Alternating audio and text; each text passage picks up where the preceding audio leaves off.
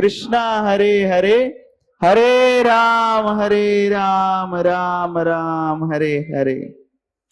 So we are very happy that Prabhu is here, and he is a very enthusiastic speaker, and I feel that all of you will not come to know when the time is going to end. Hare Krishna. Thank you.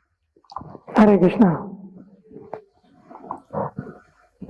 I would like to start with a short prayer. You can all repeat after me. Is my voice audible? Om Jnanatirandhasya Jnananjana Shalakaya Chakshurun Unmilitam Yena Tasmai Shri Gurave Namaha. Namo Vishnupadaya Krishna Pristhaya Bhutale Srimate Bhaktivedanta Swaminiti Namine. Namaste Saraswate Deve Gauravani Pracharine Nirvishesha Shunyavadi Paschatya Deshatarine. Jai Shri Krishna Chaitanya Prabhu Nityananda Sri Advaita Gadadhar Srivasadi Gaura Bhakta-vrinda. Everybody very loudly. Hare Krishna, Hare Krishna, Krishna Krishna, Hare Hare, Hare Rama, Hare Rama, Rama Rama, Hare Hare.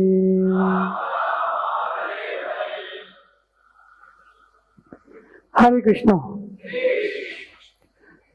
First of all, I am very, very thankful and grateful to the coordinators of Con Youth Services Hyderabad for inviting me and giving me this opportunity to be amongst all of you this evening. And I'll also like to express my gratitude to all of you for taking out your very precious time for coming for this Sunday evening session. And today's topic is going to be very, very interesting, and you're going to learn some very important principles. So let's see. I'd like to begin with a short video to begin my presentation. Sound is there?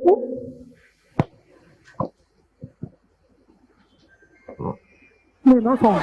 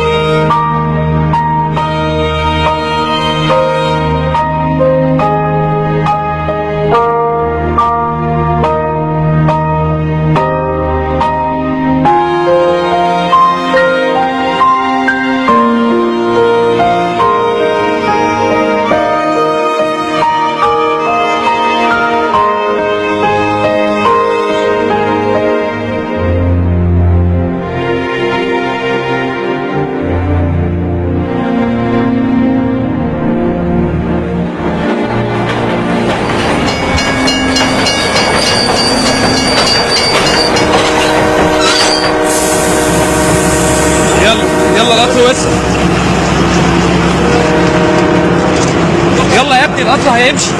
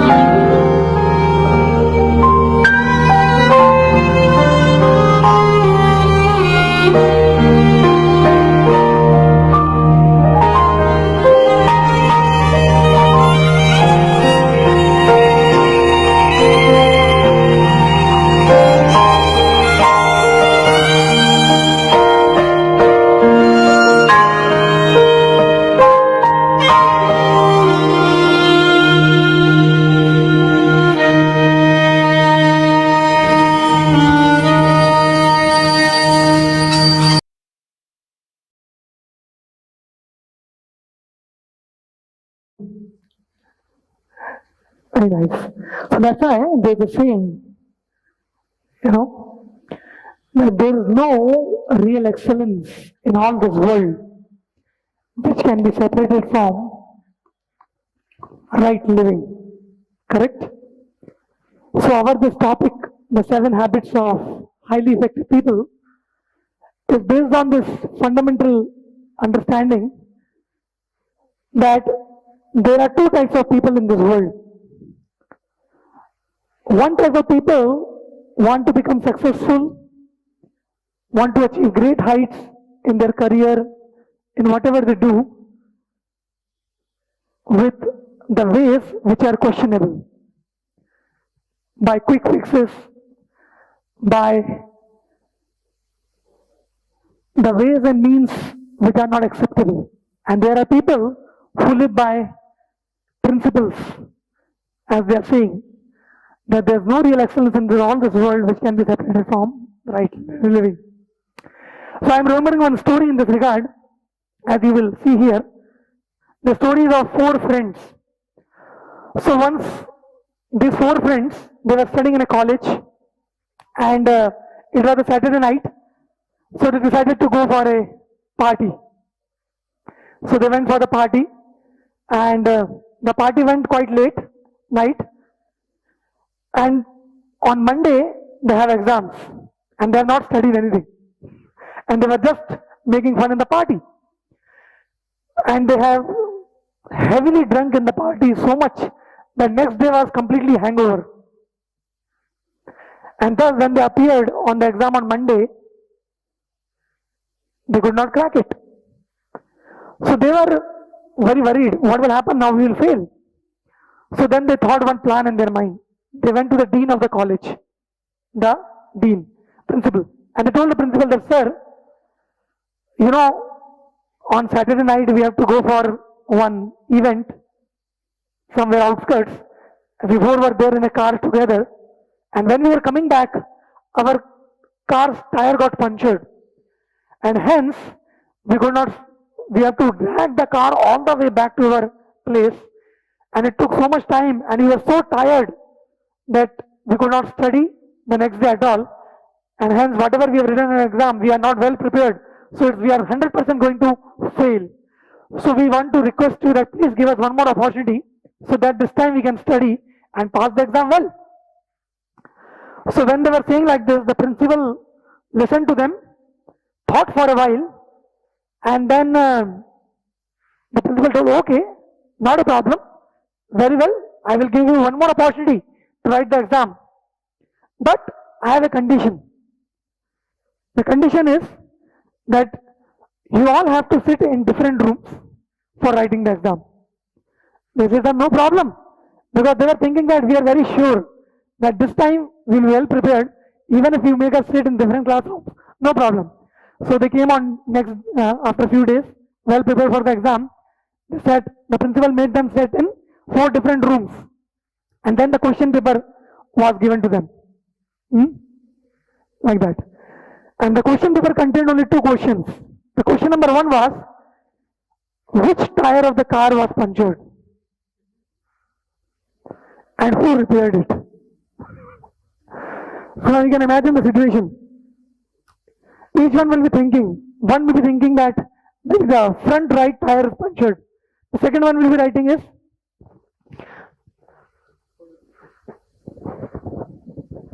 the second, Hare Krishna. Is it clear now? Yeah, thank you. The second one will be writing different, is it not? So each of one is saying different tire got punctured. And everybody will like to get the credit of who repaired the tire? I repaired.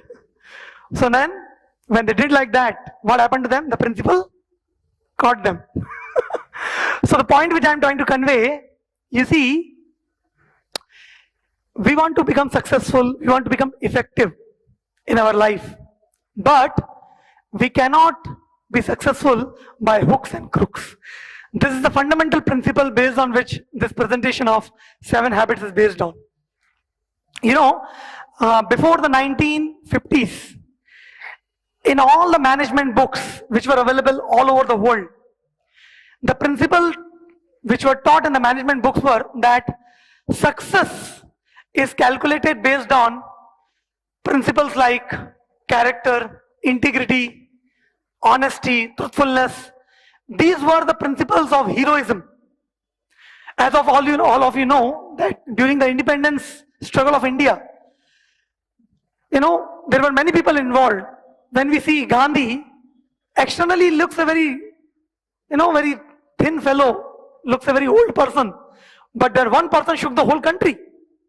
Because before that times, who were considered as the heroes of the world? People who have character, integrity, values, principles. These were. But then you will find a total shift in the, the way the management world is governed.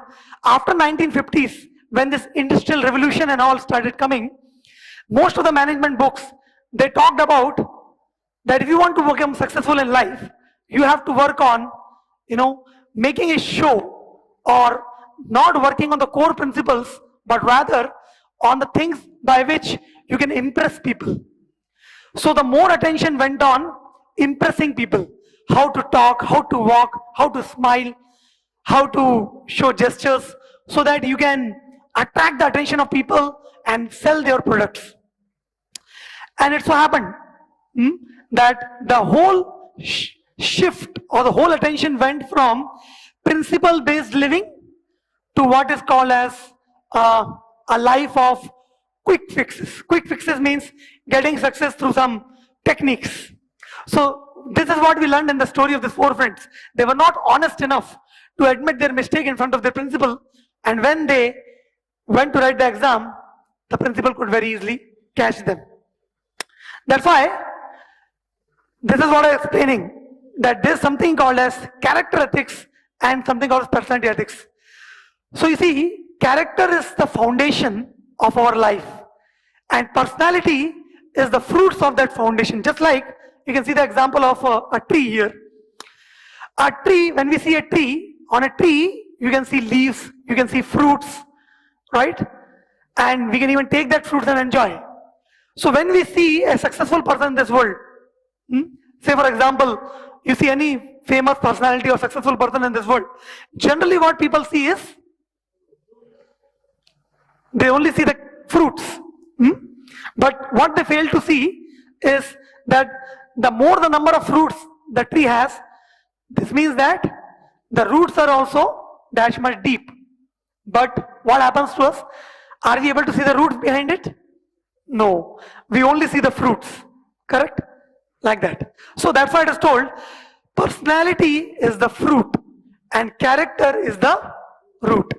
Now what happens is, because of the influence of the modern education, because of the influence of the Western world, even in a country like India, which is very deeply rooted with values and principles, today's modern generation is focusing more on the roots or fruits.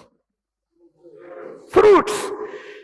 You know, you will not believe me, but today practically every youngster, he want to get very success very quickly. Is it not? People want to become like, I meet so many young people, and when I ask them their introduction, what you are doing? He may be a third year engineering boy or a fourth year engineering boy, and he says, founder and CEO of so and so. You know, everybody nowadays write a title, founder, CEO, like that. You know, even though they might have not even begun their career, but they write a title. Why? Because it looks very, very appealing. It looks, very attractive. I am also founder of so and so. Although they may be doing a job like a coolie only, but they still want to write the title, founder and CEO. So this goes to show how much this concept of personality ethics has affected people in their life. People have forgotten the value of working hard. People have forgotten the value of, really putting efforts into what they want to do. For example, students, we hardly bother about studying the subjects properly. We just want to either cram and vomit out in the paper and some other get marks, or to take the help of some friend and copy and get marks. Because the focus is not on learning. The focus is on, get the marks so that you can get the degree, so that you can get the job, so that you can get the money, so that you can buy the things, and in this way you can enjoy. Is it not? How many of you agree with me? This has become the mindset today. But all of you tell me very honestly that this kind of mindset and thus this kind of, approach to life, can it bring real fulfillment to all of us? Is there any substitution to, putting our real and sincere efforts in whatever we do, and to really relish the success of doing the thing with giving our 100%, with integrity, with character, and we are very expert in that, and then we can guide the future generations also, not just cheat them with some quick fixes. Is it not? So that's what character ethics talks about, my dear friends. That, as you can see in this picture also, let's take an example of an iceberg. So when a ship goes on the ocean, when it sees the iceberg, so we see the ice mountain on the top, correct? But then what is visible to us is only the top appearance. What is not visible is the bigger part of iceberg is deep inside down the water, which is not visible.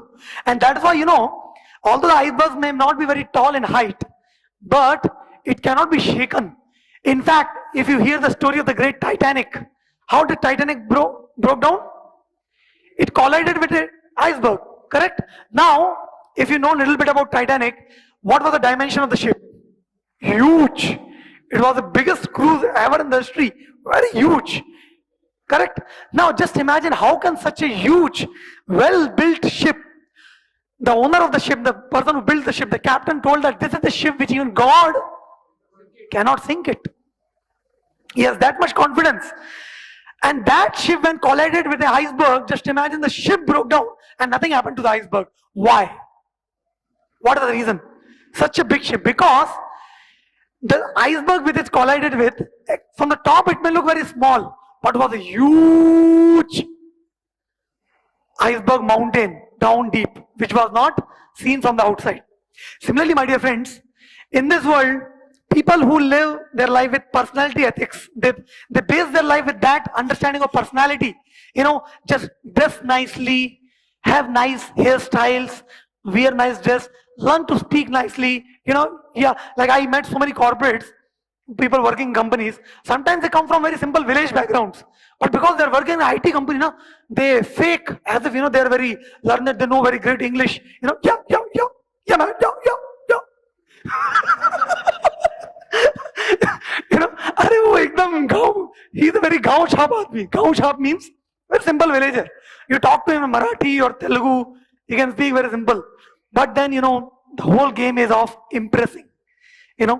Impressing the teammates, impressing the boss, impressing the opposite sex in the company. So when a person goes in the impressing zone, because of being affected by the personality ethics means his life is based on quick fix, show off, impressing game, quick success without putting real efforts. Then that kind of people are not very strong. When temptations comes to them, when they are faced with challenges, their real colors will come out. Their real colors will come out. They may look very great in front of public, and we have so many examples like that in the history. Whereas people who live their life with character ethics, what happens to them? From external point of view, they will look very simple. They may not dress very attractively. They dress decently. They may not talk very, in a very impressive way, this or that. They may be simple, but their life is founded on the principles of character. And that's why even when problems comes in their life, even when they are faced with failures and difficulties, they are never shaken up. They have that power of resilience in their life to bounce back with any difficulty in their life, right? So my dear friend, this topic of 7 habits, of highly effective people is perfectly in alignment with the principles of Bhagavad Gita. Actually, Mr. Stephen Covey, when he came to Indian School of Business, ISB in Hyderabad, he once came. So in one of his talk, he was saying that, all these 7 habits principles, which I have written in my book, I have taken it from the Bhagavad Gita. But the problem with you Indians is, you don't study Bhagavad Gita, you study my book. So, our situation in India is like, we are sitting on a diamond mine, but begging for broken pieces of glasses. Just imagine, that's the situation of India. People from the West are taking principles from Bhagavad Gita, writing a book, becoming bestsellers, and earning millions of rupees. And we Indians are thinking that there's nothing in the Bhagavad Gita, may not be so much useful for me. Like that. So that's why Bhagavad Gita also emphasizes on the principles of character. That real living, right living, effective living can only be possible when we base our life with principles. See, I am again saying the word principles. Principles means what? Principles are like laws. They are universal laws which cannot be changed. You cannot play with them. They are like lighthouses. For example, once it so happened, there was one ship, very huge ship going on. And the ship saw that some other ship is also there in the front. And this ship was a very huge ship. So the captain of this ship sent a signal to the front ship saying that I, the captain of the so and so ship is coming, please move aside. And the reply came, sir, I, is requesting you to please move. And then this captain became, what? I am the captain of such a big ship and he is saying me to move. And he said, I will fire you from the job. I will put you in trouble. Move aside. He thinks, sir, I am only humbly requesting you, please move aside. And says, Arre, this person is not listening only. I am saying him move aside. And the ship is coming. He said, I am a cargo ship. Sorry, I am a military ship. We have all the weaponry with us. We will shoot down you. Move aside. He told, sir, we are only requesting you move aside because we are a lighthouse. We cannot move. So, the point is that principles are the laws governing this universe. We can not break the principles. We can only break ourselves against them. If we try to meddle with the principles, if we try to change them, if we have to fight with them, who will break? Principles will break or we will break? We will break. Principles will never break. Because they are universal laws created by God. The moment you try to play with them, the moment your life will be in trouble. But those people who take the trouble of living their life with the principles, they attain success in the long run. Recently, I heard a very nice example in one of my sessions. I heard that there were two bakeries. Hmm? So one bakery was very, very famous. Many people used to come there for, taking many bakery products. So what happened is, in that bakery, that when it became very, very famous, the owner became little greedy. So he started thinking, oh, now many customers are coming, how to make more money? So now, bakery products, especially bread and all, if you keep it for a long time, what happens? It gets fungus. So what this person, the bakery owner, used to do, even if the bread is getting fungus, he used to take that bread, and in his factory, he got some chemical to make the fungus removed. From the top it will not look like it is not rotten. It looks the smell will also come good, but actually it is rotten. Like this he was doing. And then people were purchasing. On the other hand, there was another bakery which was very pakka. As soon as they used to see that now it has caught fungus, the bread, they used to immediately throw it off. They don't even used to feed it to poor people, because if you feed to poor people, what will happen? They will get food poison. So they should just dispose it. And they were not making much profits compared to the other company, because they were selling a lot of breads. But over time, what happened? After some time, because people were eating these rotten breads, after some time people started getting diseases, food poisoning and all. And they made it out that this is because we are eating the bread from this bakery, like that. And when they did furthermore research, they come to know that this person is selling rotten breads with fungus. And what happened? Whatever sales he was making, practically everybody stopped coming to that shop. That shop earned a very bad name in the whole city. It even got notice from the government that we heard that you are selling rotten breads. If you continue like this, we'll close down your shop. So this person who was earning great amount of profits completely went down with very less profit or practically no profit. And the other shop which was selling proper bread and doing his business with a lot of integrity, and everybody started going there. And then that shop has a lot of profits, and that man maintained the quality. So again, I told you the example that you see here, the man who is living his life with integrity, doing business with integrity, not cheating people, providing the good quality product to people, not trying to earn quick fix money. And here's the other person who became greedy, and he thought that he can play with people's life, play with people's health, and still can make money. Correct? But was he successful? He was successful, but only for a short period of time. But in the long run, he was not successful. And that's what exactly happened to every individual. My dear friends, by cramming the subjects, by showing off, by living life on personality ethics, we can, fake something and we can cheat people. I am so and so. But how long can you put up a drama? How long you can put up a show? After some time, your, colors will come out. And that's why Bhagavad Gita teaches us that better to live our life on the true principle of character ethics. Genuine life, a life of real principles, genuine and real. That's called effective life. That's why 7 habits of effective people. We have to first of all understand what is the definition of being effective. Effectivity is not about, what's their bank balance. Effectivity is not about, what the model of your car, or how many rooms you have in your apartment, or which kind of bungalow you have. That's not the meaning of effectivity. Or how many followers you have, how many likes you have got in your YouTube videos, or how many friends you have made on Facebook or Instagram, and how much your page is visible. That's not the meaning of effectivity. Nowadays, basically that's what people think effectivity. If you are effective means you should have many likes, you should have many friends, you should be on all the networks. Is it not?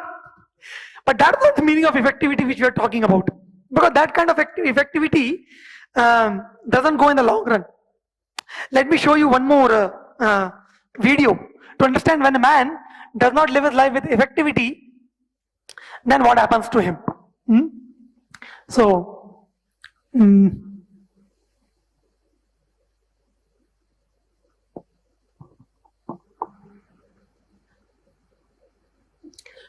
okay. So you will find here that when people, they forget the real understanding of success, the true definition of success, the true definition of effectivity, then what happens to them and what they do to the world. This will come in this video. So you see.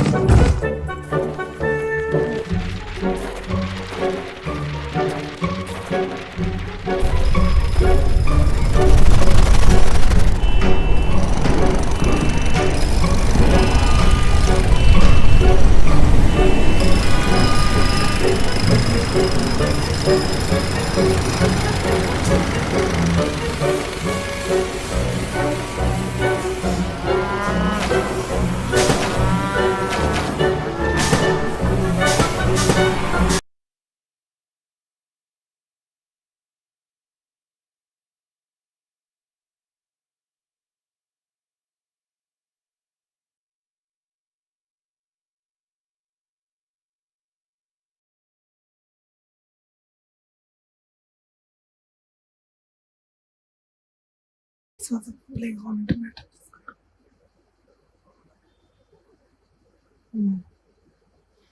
Anyways,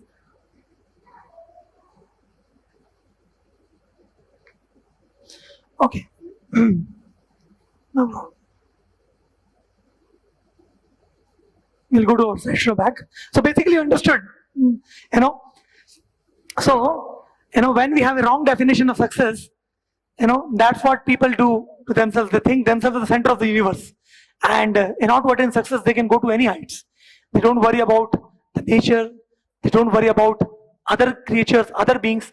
Here in the video, they showed that this man was just shooting down all the animals and making jackets and socks and wearing like this. But probably this might be before when the human beings are using animals like this. But today, human beings are doing the same thing with other human beings. When we call cutthroat competition, cutthroat means you cut the throat of others, then only you can succeed. Because personality ethics has a fundamental understanding in people that you can only be successful when others are unsuccessful. That's what people think. And people think that if you are not successful, if you are not winning, then you are losing.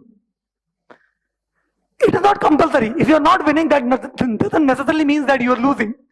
But people think that if I'm not winning, then I'm losing. So that's a big problem with that. So that's why we need to base our life on character. Now, what is character? We'll see some definitions of it. Okay? Let's go by one. Character. Yes. Somebody can read loudly. Anybody with a loud voice? Point number 1. Yeah, please read. Ability to rise above self-interest for the sake of others. Yeah, ability to write about self-interest for the sake of others. Next, somebody else. Who you are when no one is watching. Okay, I think he is very enthusiastic. Very good. So who you are when no one is watching you, that's the meaning of character. Now we can give chance to others also. Okay. Yes, anybody? Yeah. Just a minute. Take the mic. How we choose our everyday thoughts, words, and actions. Yeah, how we choose. Next. Character is the father of virtue.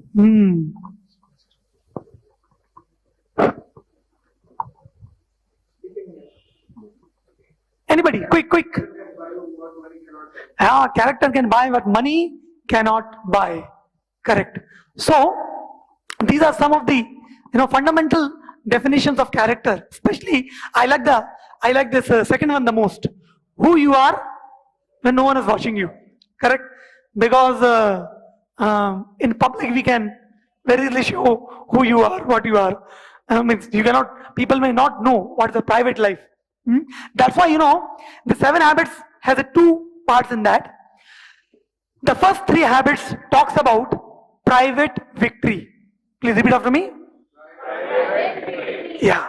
And the next 3 habits talks about public victory. And the last habit talks about how to maintain this private and public victory. Correct? So, public victory means becoming successful, becoming famous, achieving your goals, self-actualization and all that comes in the domain of public victory. Means you got what you want now, people know you, you are this, you are that, you are on the newspapers, you are on the YouTube channels, public victory. But before public victory comes private victory. Private victory means who you are as an individual, who you are in your real sense. What is your life is all about, privately what you do. Because we can really make a lot of show in front of others, but character is all about private victory. And until you have private victory, whatever public victory you show is simply a fake.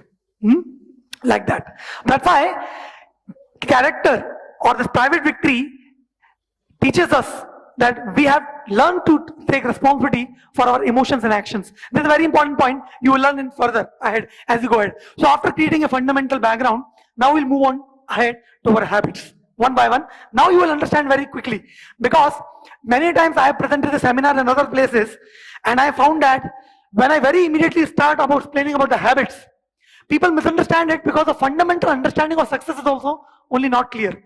That's why it took some time, showed you a couple of videos to tell you that the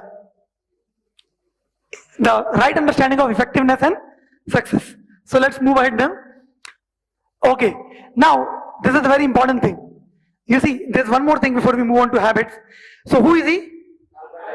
Yeah, Albert Einstein is known for his intelligence. So what an intelligent person can do to us? It can open our mind.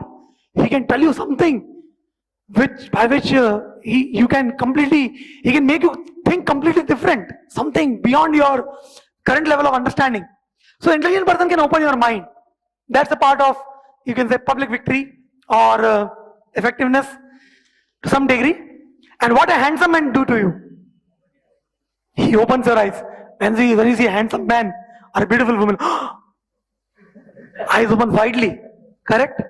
So intelligent person can open your mind and a handsome person can open your eyes. Right? But these are all externals. Before our mind and eyes can open, our heart has to open, and a gentleman can open your heart. A gentleman can only open your heart. People in this world, by showing their successes, by showing their caliber, their skills, their talents, can create some excitement for your mind. Wow, maza aa gaya yaar, kya bola? Oh, great. Is it not? People, when they dress very nicely, when they put lot of cosmetics, they can open your eyes and say, oh my God, he looks so beautiful, she looks so beautiful, like that. But tell me very honestly, does any of this thing bring about any transformation in your heart? Rather, your heart becomes more insecure. You start thinking, oh, he has that, why don't I have that? Uske paas itna hai, mere paas kyun nahi hai? How can I pull his leg and I can go on his position? Is it not? So, success, when we see other people's success, either it may be through their intelligence, through their beauty or whatever, it does not bring any change in the heart. But when we live our life based on character, when we live our life based on true principles of effectivity, and the most famous example of that is Srila Prabhupada himself. Srila Prabhupada, our founder, he went at the age old of 70 by a cargo ship suffering with 2 heart attacks, and he was living in the Bowery, which is like a slum area in America. And what he was doing? He was very genuinely trying to serve people by giving them the science of God. He was cooking for them, he was cleaning for them, he was giving a lecture, he was singing kirtans, and he was genuinely concerned about people's welfare. And when people saw that this man, he is not after our money, he is not after fame, he He's not after, some followers. He's not after, getting anything for himself from us. He's our genuine well-wisher, and he's trying to really help us. So when people saw that genuine character, the genuine habits which are very natural for Srila Prabhupada, that's what does the heart of people. And that created this beautiful movement of ISKCON, which has now more than 800 branches all over the world, in more than 200 countries, with lakhs and crores of followers all over the world. And the glory and the fame which Srila Prabhupada has attained has never been in the past, anybody has attained in the history. Nobody is there like this today. And we can say with all conviction and faith that such fame, such victory, such respect and dignity is very difficult for anybody to attain even in the future. Big hand for Srila Prabhupada. So my dear friends, I gave you example of Srila Prabhupada to tell you the power of living our life with character, with genuine principles. That's what. So let's move on quickly. Habit number 1 talks about being proactive. Now what's the meaning of being proactive? You see, my dear friends, proactivity is all about self-awareness. The first thing we have to understand that if I have to live my life based on character, I have to take control of my emotions. I have to take control of my feelings. I should not allow myself or my feelings or my emotion to be controlled by others. I should take responsibility first of all for my own personal life. That's the meaning of proactivity. Now you will understand with few examples here. As I say, proactivity means not to be dictated by emotions. Like I have one story here. You are seeing this this picture here. This person slapping one friend. So this is what once happened in one college. There were 2 very good friends, and one of the friends, he was a topper, and the other friend was his roommate. So the roommate friend asked the topper's friend, "Can you please give me a notebook? I want to prepare for exam." The topper told, "Okay, you can take it tomorrow exam, but please keep it on my table back. Night I will do a revision because tomorrow is exam." So the friend took the notebook, he studied, and when he came back to give the notebook, he found his friend is not there, and he has locked the room, and some other, the key is not with him also, so he has went somewhere. So now, not finding his friend in the room is also locked. He kept the notes on the window. उधर लगा दिया, वो आएगा तो देख लेगा. Like that. And the topper friend came back in the room after some time, and he saw the notes were not on the table. He became very anxious. Hurry, notes are not there. I have not done revision. Tomorrow's exam. If I don't score well, I'll not get good marks. What to do? He became more and more and more anxious. देखो, जब आपको tension होता है ना, तो कोई दिखता नहीं है. He didn't saw the notes are there on the window. And then by the meantime, his other friend came. And this topper friend was so angry, so unhappy, without asking anything, without thinking anything. He just went to his friend and gave a tight slap. Pop!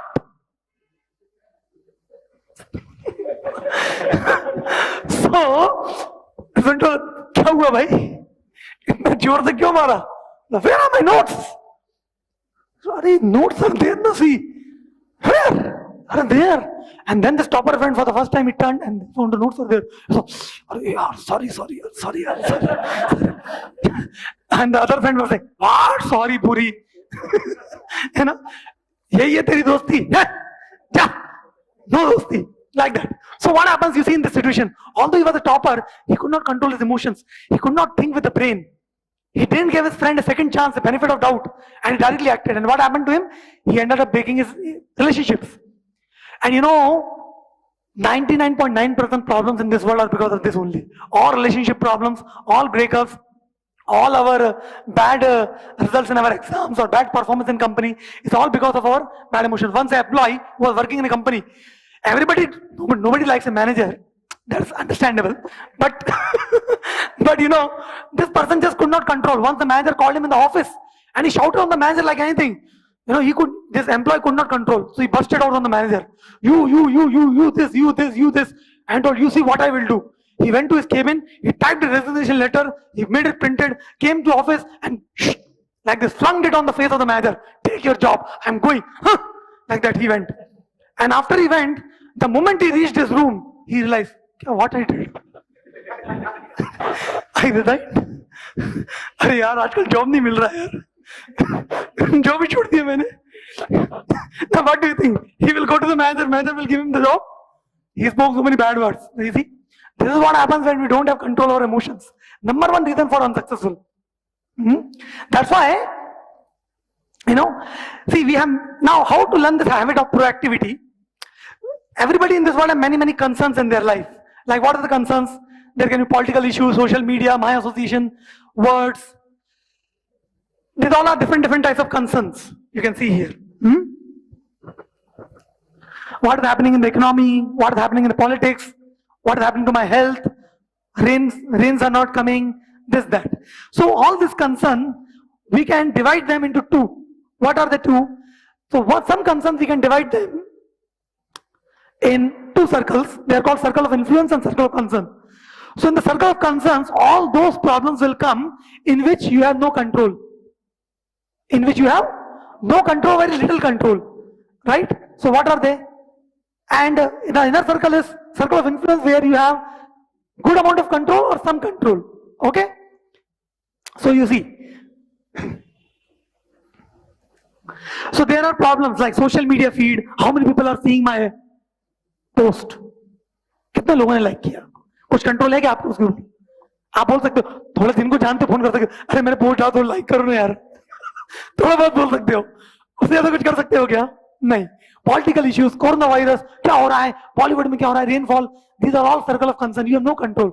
So why people are not successful in this world? Number one reason is maximum of their time goes in focusing on the circle of concern. चिंता करते रहते लोग, अरे यार ये नहीं हो रहा है, वो नहीं हो रहा है, कैसे होगा, होगा नहीं होगा. पूरा टाइम एनर्जी उनका इसमें ही जाता है सर्कल ऑफ कंसर्न में. But they don't focus on the circle of influence.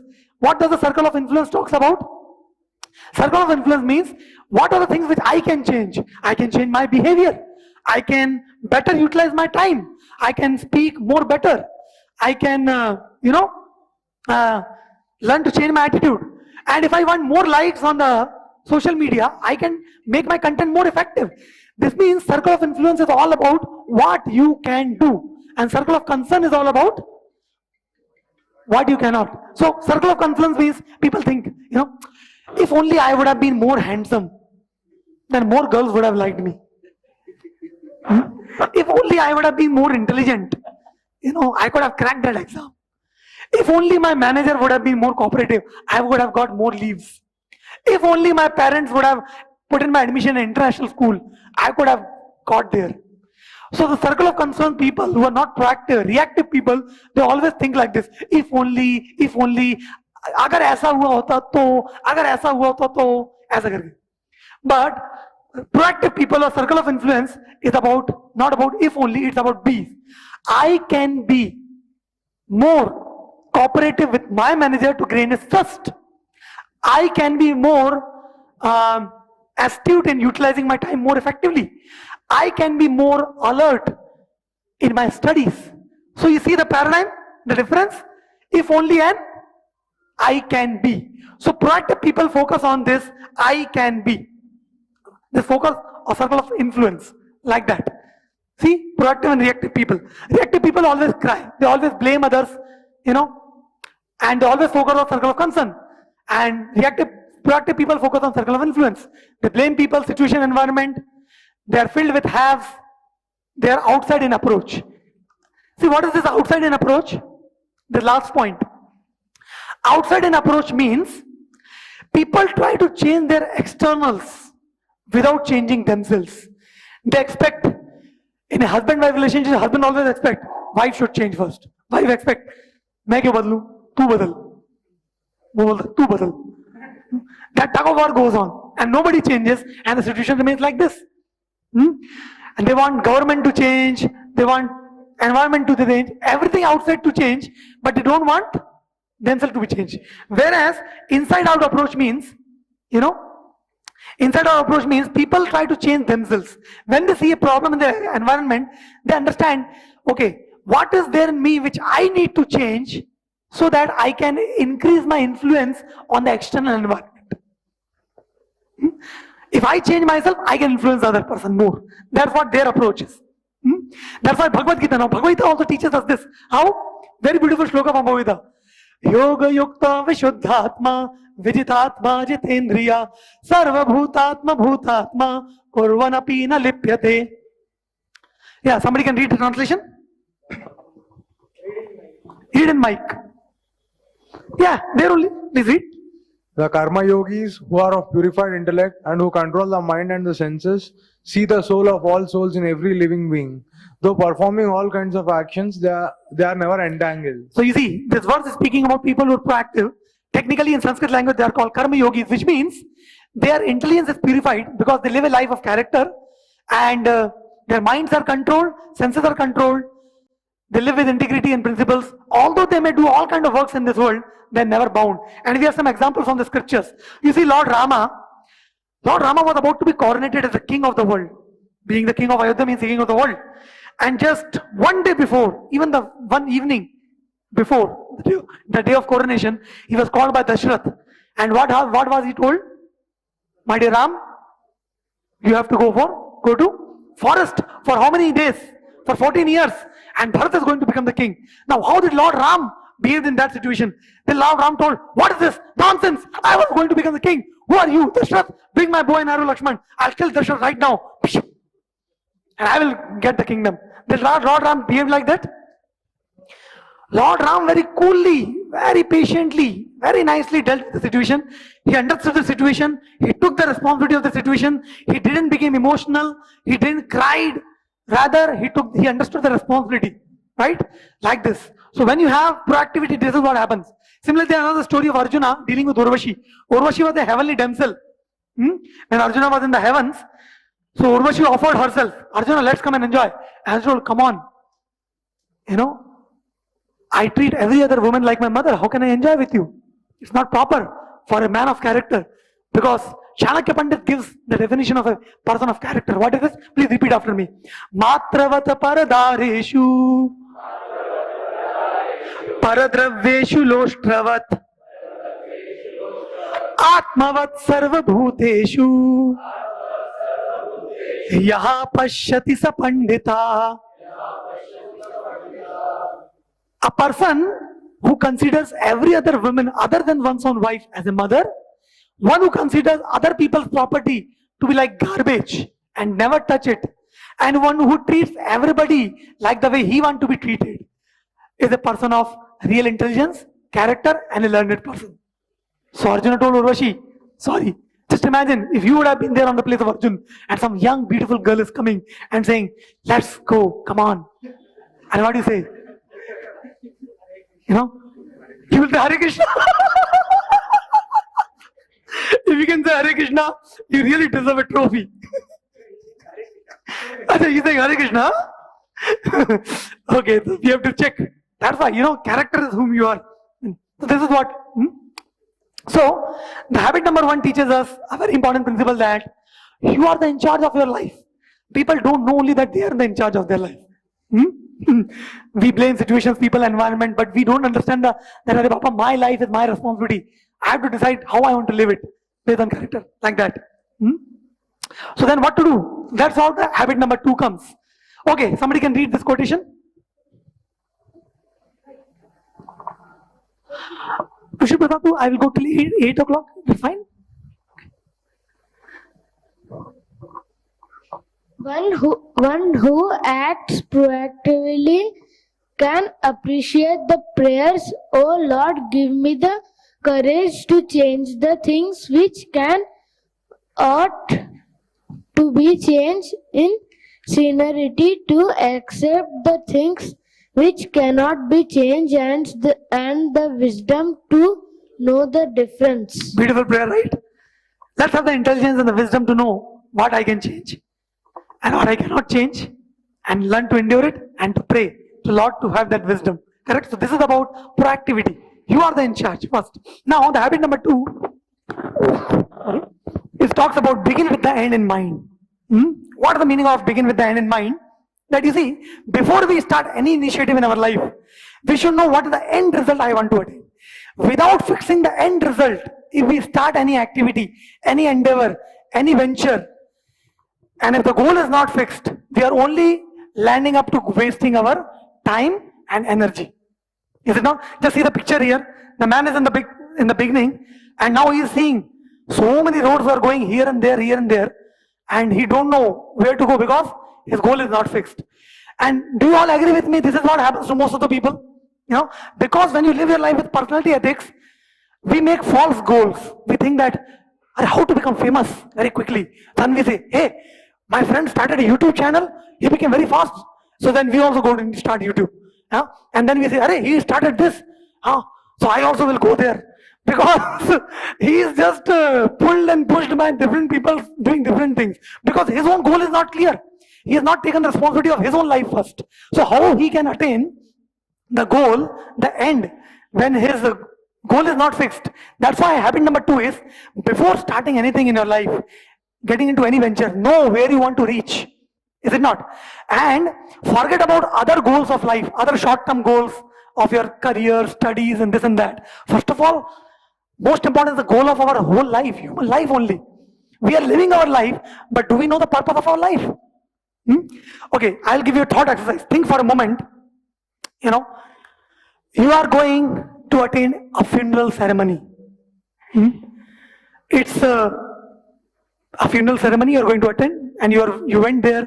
As you went, you reached the destination, the house where the person has died. You reached there, and then after reaching, as you are climbing the stairs, there are all people. Some are looking down, some are having sad faces. There are some ladies who are crying. Different people have different facial expressions as they see you. And then finally you reached on the 3rd floor where the body is kept and about to be taken to be cremated. And when you reach there, and then you want to have the last darshan, or you can say the vision of the person who has died. And as soon as your eyes falls on the person's face, and you know what you see? It's your face. So now what kind of feelings and emotions are going to go in through your heart? It is your funeral. So now, wouldn't you be concerned that when I will die, when the last day of my life will come, and people will come to attend my funeral, what do you want people to think about you? Do you want people to think about you? Arey acha hua yaar, chala gaya, thank God. Bada pareshan karta tha. You want to think like that? You want people to think like that? Or you want to think you want to make people think that, good, he was a big stumbling block in my success. He went away. Or you want people to really feel for you. Oh, this man was really a man. He really lived his life with integrity, with principles. He always used to care for others. He was really a very, very, very genuine person. Do you want them to think like this now?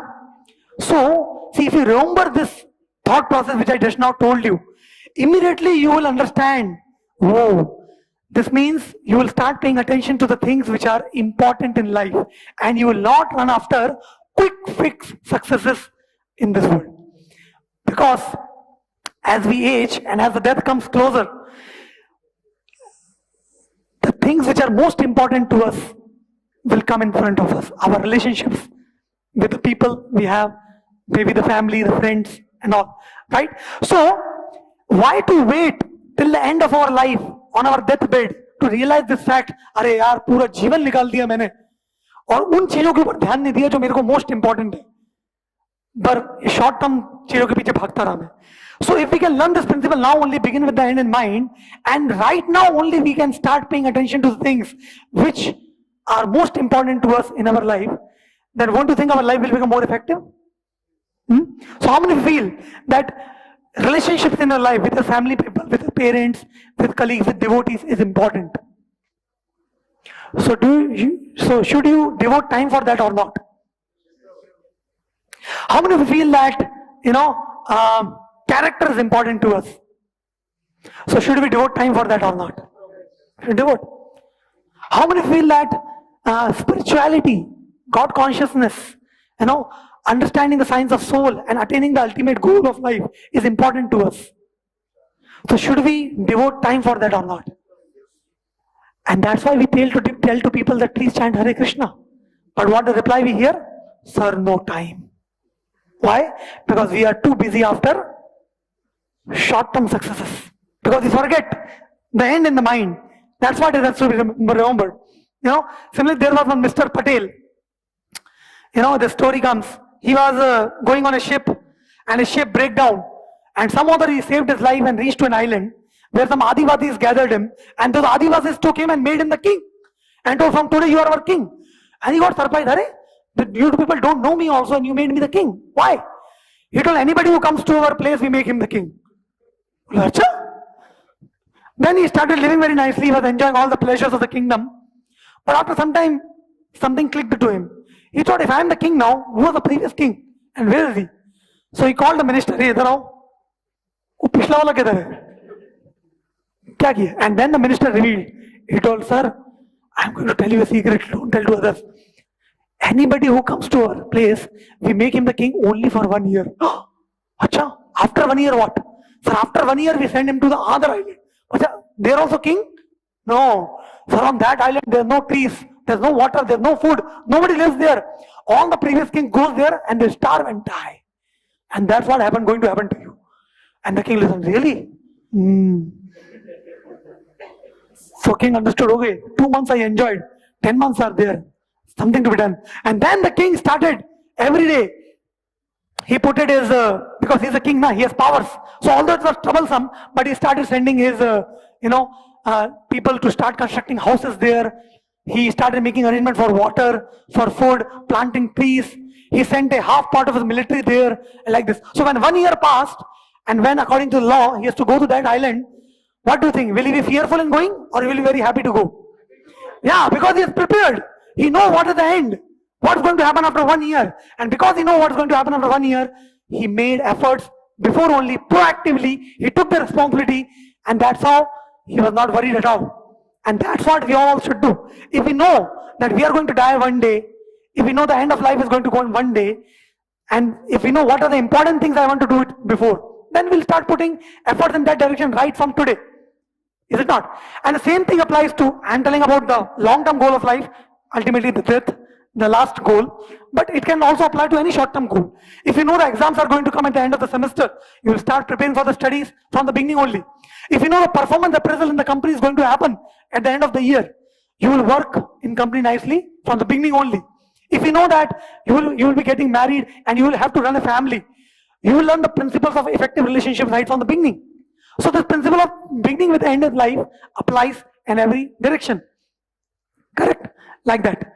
That's why you see, my dear friends, if you only worry about, see the first chart, if you only worry about the material progress is like, you climb the ladder and at the death, you come down again. Again the next life you climb, again you come down, which means whatever you accumulate in this world, wealth, possession, fame, at the time of death, everything is left behind.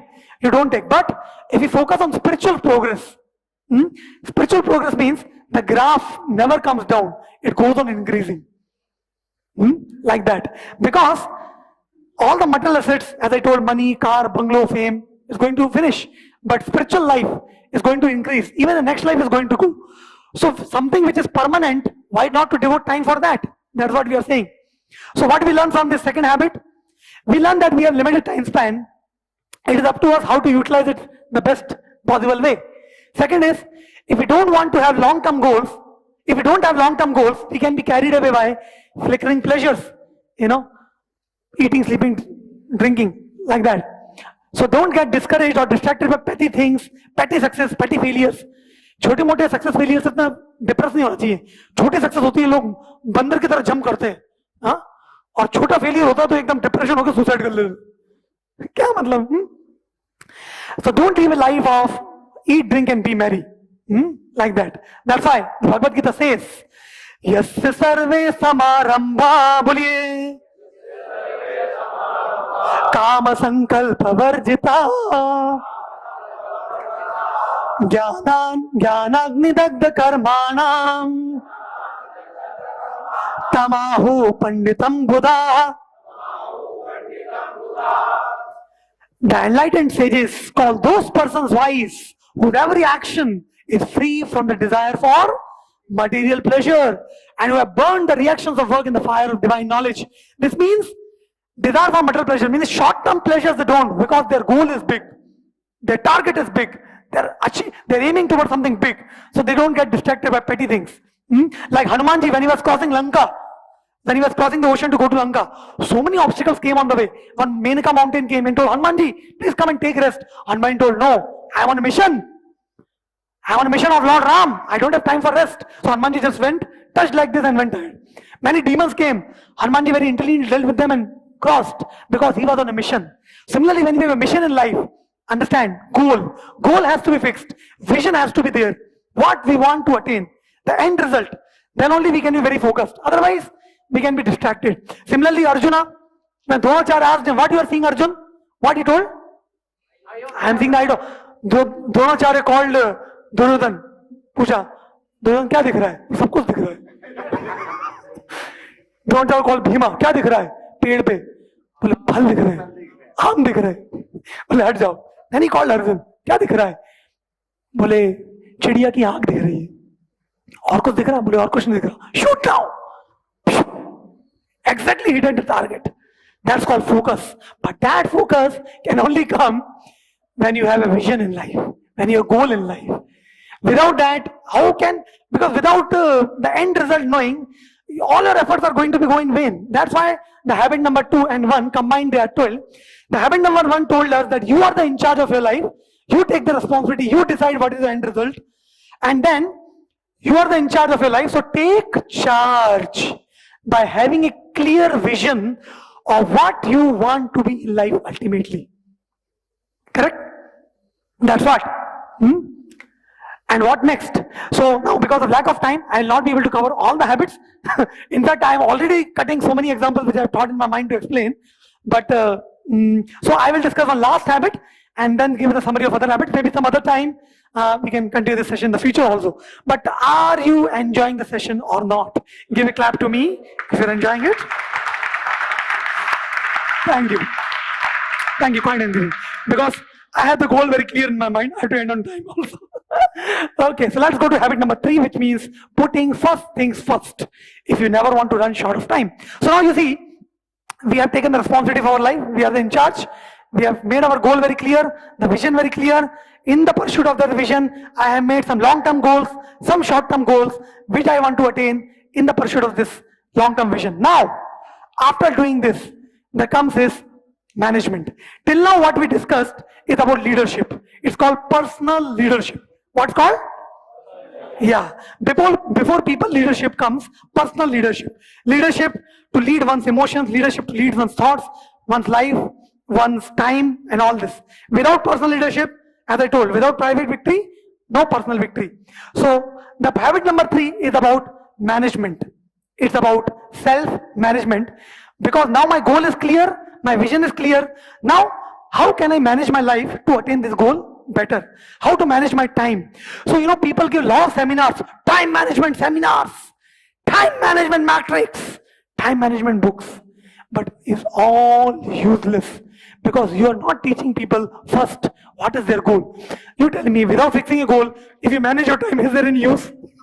Arey Baba, your goal is only not fixed. Time ka karoge kya tum? Achar daloge.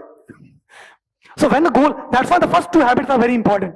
They are about leadership. See, management is like how? Management is like, suppose you have a ladder. So management teaches you how to climb the ladder, how expertly to climb the ladder, how to effortlessly climb the ladder, how nicely to climb the ladder. But leadership teaches you where to keep the ladder. If you have not decided where to keep the ladder, no matter how expert you are, is there any use of climbing the ladder? So nowadays, so many organizations, so many people on YouTube, this, that, saying that, be positive, man, be positive. But positive about what? So nowadays, thieves and robbers are very positive about robbing a bank. Because they're positive. We are positive. Yes, we will rob. We will rob. We are very positive. Is that useful? It's nonsense. That's why putting first thing first means it's all about self-management now. But this can only help when you have the background of first 2 habits, your goal is clear and you are responsible for that goal. Now, this habit, putting first thing first, is about self-management. Managing the inner world before managing the outer world. right? So self-management techniques. Now we will not be able to cover everything in that, but few things I will tell you about self-management. So holistic health. Once your goal is clear, now how to go towards it. So making a plan for our physical growth, emotional growth, mental growth, social growth, spiritual growth is called holistic growth or holistic health. Because you see, an intelligent person, when he makes a goal also, the goal is not just to earn some money. Is the goal of life just to earn money? What you will do with that? Next time some PM comes and you do demonetization, then again you have to burn the money or you have to throw in the dustbin. What is the use of that? So a good goal means to live a effective life, means happy life, cheerful life, overall well-being, and that comes when you are fulfilling all the domains: spiritual, physical, emotional, mental, and social. Right? So, in fact, when we do this, then only when we are taking care of our physical health nicely, when we are taking care of our emotions nicely, spirituality nicely, our relationships nicely, mental health is good, you feel a very sense of well-being. Then only external money or good food, parties, this all can give you some good feeling. Without this thing, it does not come. That's why managing the inner world before managing the outer world. So what does the Bhagavad Gita says? This is the self-management shloka from the Bhagavad Gita. You can write in a notebook. Self-management from Bhagavad Gita. Dukkheshva anudvigna mana. Sukheshu vigata spriha. Vitaraga bhaya krodha. Stitadhir muniruchyate.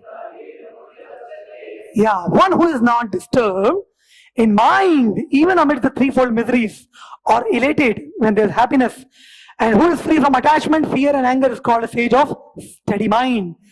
So, when the inner world is managed, we are very steady. The inner environment is clear.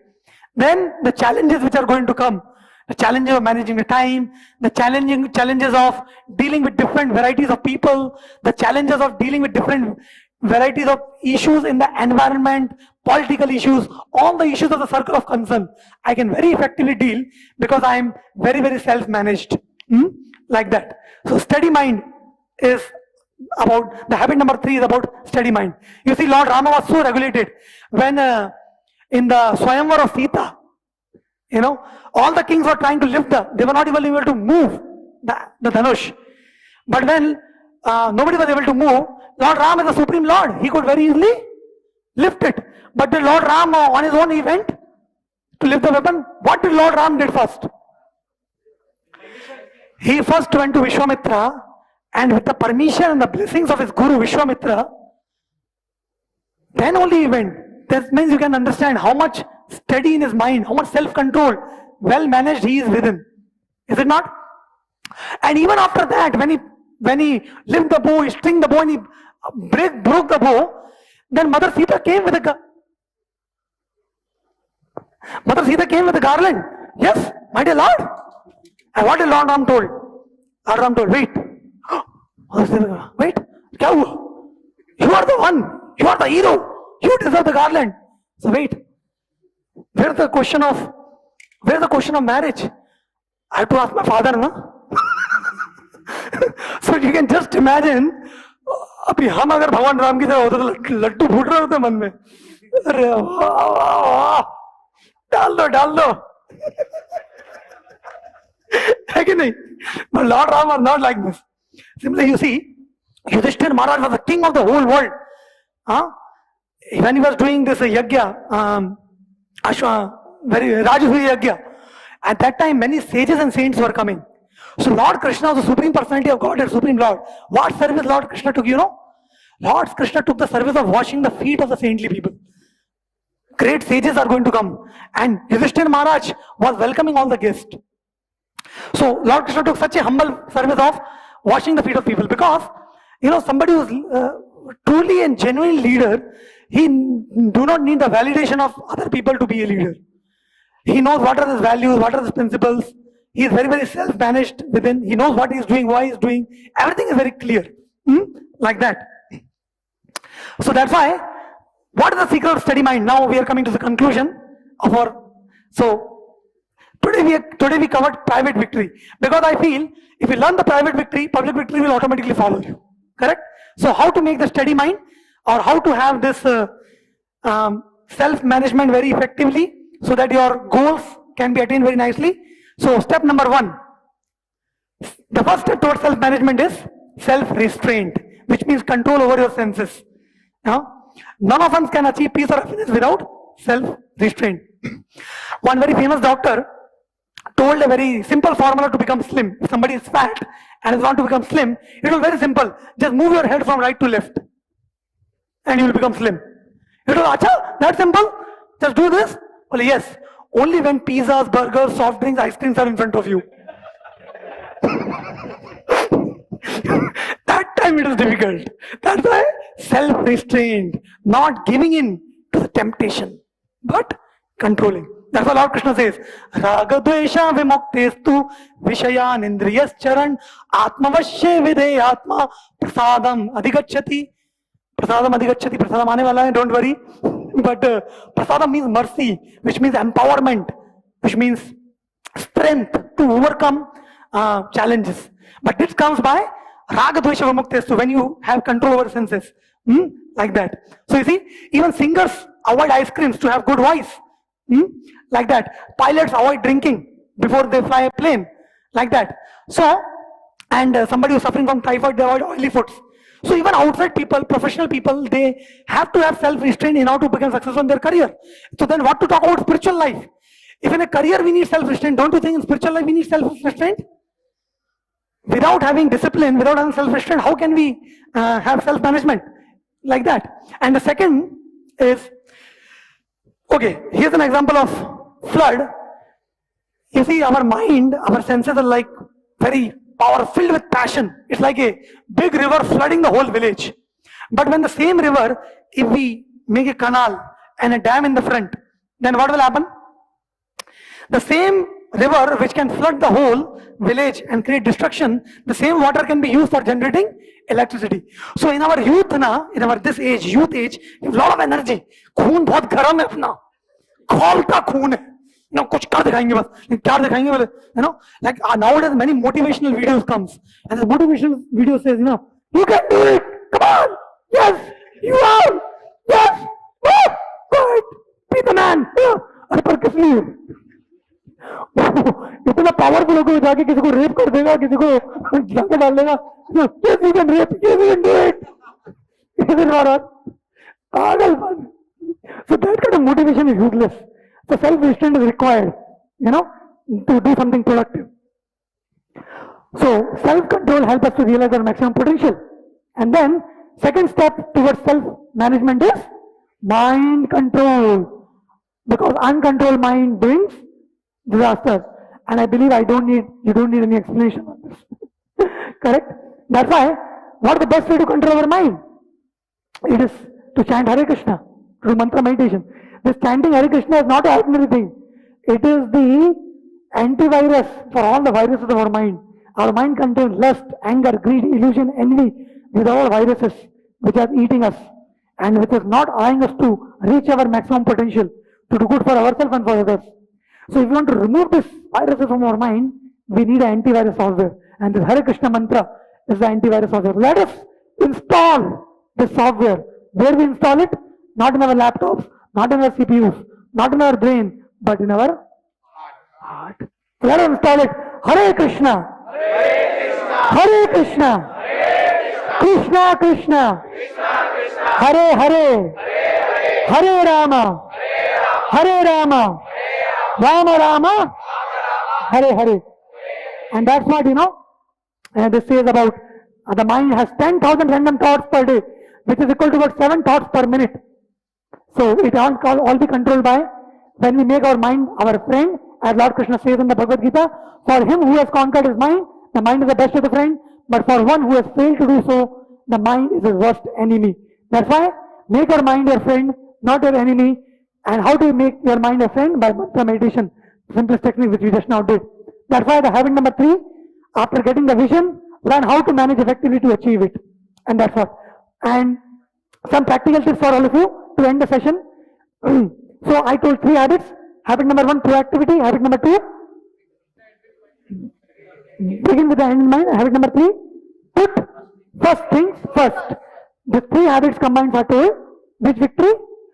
private victory, right, like that. So I will conclude. So what we have to do? First, loudly, everybody, loudly. Yeah, so study Bhagavad Gita, scriptures, give prayer inputs. Second, so you are in temple, offer prayers. Third, go for your devotees.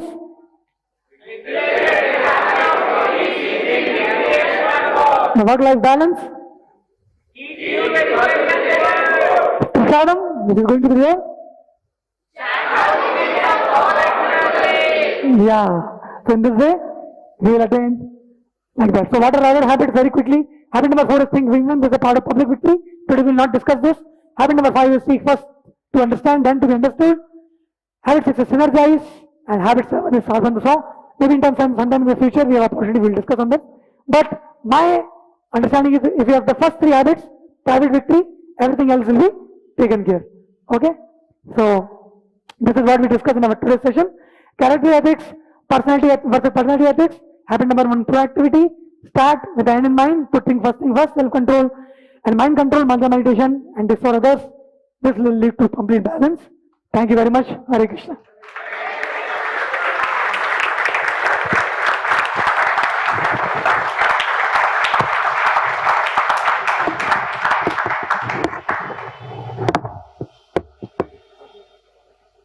You ask them in case they have them.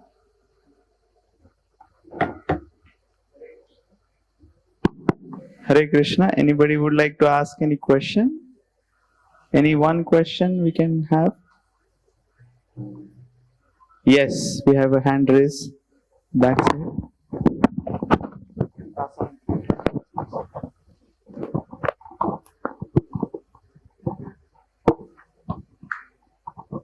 Thank you. Hare Krishna Prabhuji. I heard many people saying that to be happy, we should not expect anything. Our expectations are only like which are making way to our sorrow. So I want to differentiate between it's not like we cannot expect also. We have to expect few things, but it should not like sailing dead fish in a sea.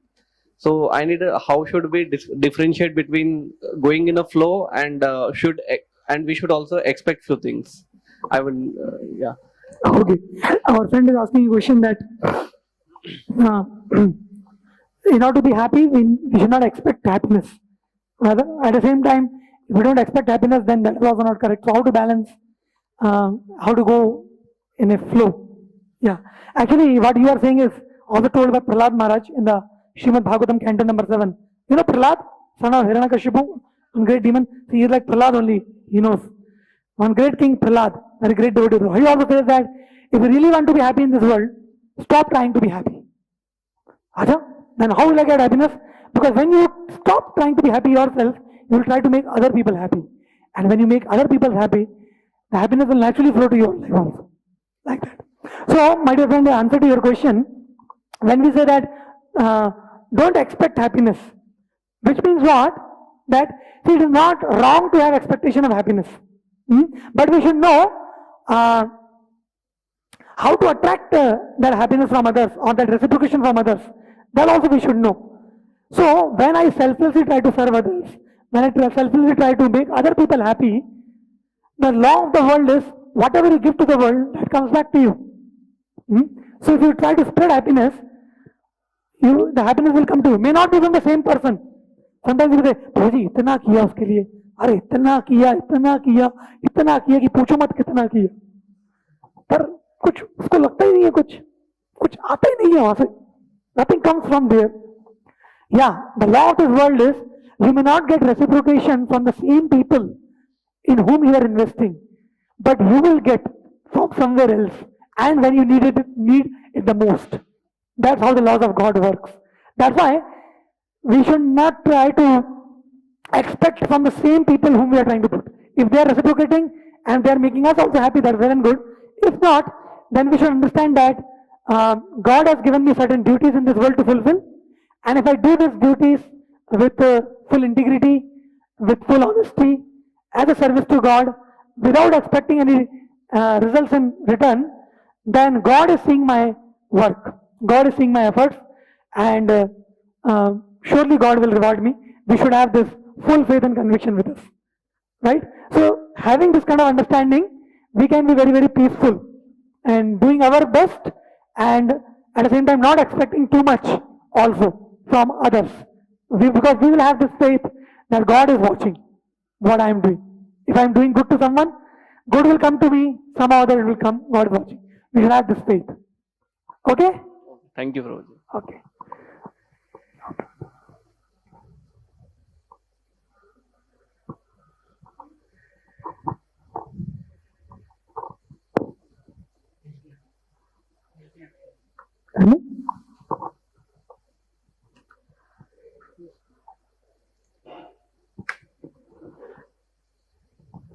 Hare Krishna. Hare Krishna.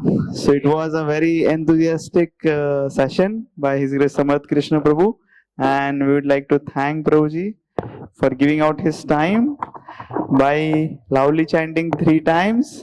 Hari Bol! Hari Bol! Hari Bol!